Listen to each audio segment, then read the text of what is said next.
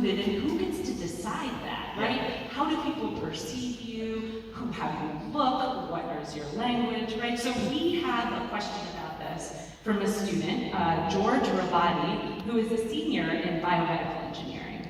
Hi Trevor, I'm a huge fan of the Daily Show, so amazing to have you here. Thank you very much, George. So in the book, you talk about how when you were younger, you acted like a chameleon, changing languages, changing your behavior to fit with different groups of people. Do you find yourself still doing that now, either consciously or subconsciously? I think I've always done it.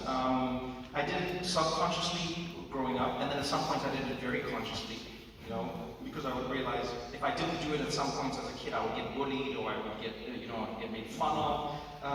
And then as I grew up, I started realizing how important it was to do in any setting. It could be in business, it could be while traveling.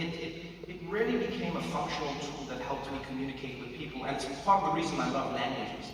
Is because language is part of the in and the out. You know, as soon as you don't speak somebody's language, well then you're not part of it. When you do, it opens up a door and you're part of a conversation and you're part of a culture.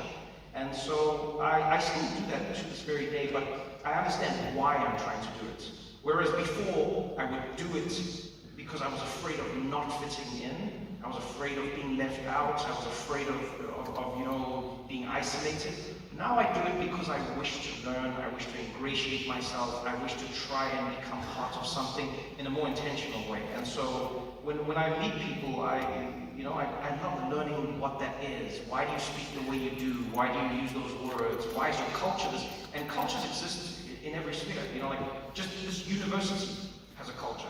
And then each department has a culture, and then each class will have a culture. And when we're driving down the road here, and I'm seeing all of these houses, the fraternities, those are cultures. That are culture, solo cups on the floor. But those are cultures. And so what I think